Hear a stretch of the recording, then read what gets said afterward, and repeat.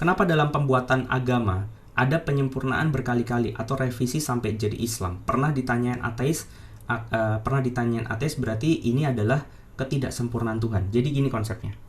Agama itu kan memuat aturan, teman-teman. Oke? Nah, aturan itu muncul karena kondisi. Bayangin, mungkin nggak ada orang bikin larangan sementara pelanggarannya belum terjadi? Itu mungkin nggak? Kayak misalkan deh, pemerintah DKI menerapkan ganjil genap. Mungkin nggak itu diterapkan sebelum ada macet? Enggak. Pasti macet dulu, habis itu kemudian baru keluar pergubnya ada ganjil genap. Nah, itu juga konsep kemudian agama ini turun. Fitrahnya memang demikian. Bayangin ya, ini Nabi Adam ceritanya ya. Manusia pertama. Kemudian sampai kemudian Rasulullah kita, Nabi terakhir. Kita mungkin di sini. Oke, titik ini masa depan, ini orang terakhir. Bisa dipahami ya. Oke, bayangin kalau Al-Quran itu turun di sini 6.236 ayat. Gitu kan maunya? Ya dong. Maunya kan begitu. Terus orang-orang yang ada di sini, ini orang bukan Nabi Adam ya. Ini orang-orang yang ada di sini kan bingung. Ketika kemudian Al-Quran menjelaskan tentang Homer. Apa yang ada di benak mereka? Homer tenaon gitu. Apa itu Homer? Ini makhluk apa? Ketika kemudian ayat Allah mengatakan tentang riba, wa halallahu bai'a wa harama riba. Riba itu apa?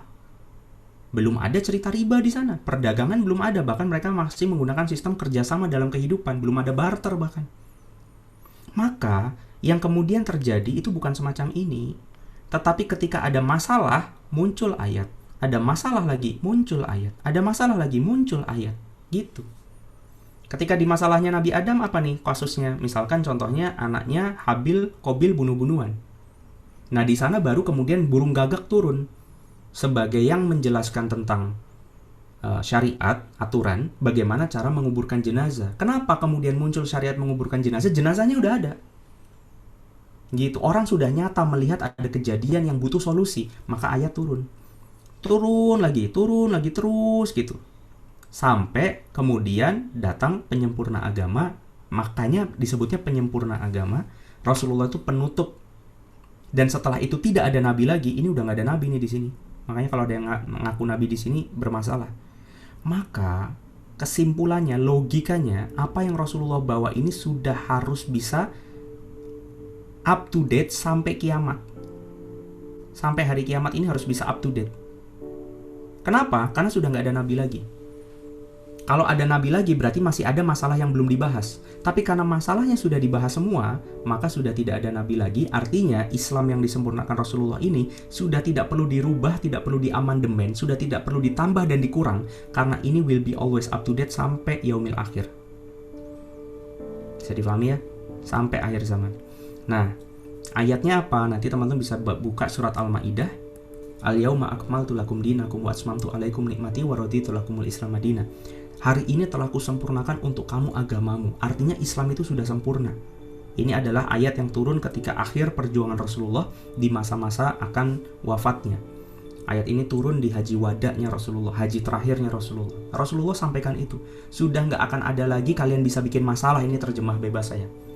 Maka Islam ini sudah sempurna. Kalian genggam ini sampai akhir zaman, nggak ada masalah yang nggak tuntas dengan Islam ini. Ini kan tantangan yang berat, apalagi teknologi udah kayak gini.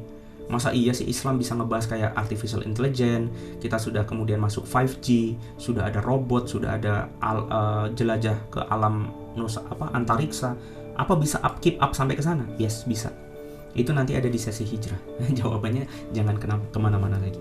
Tapi beginilah fitrah yang kemudian Allah turunkan.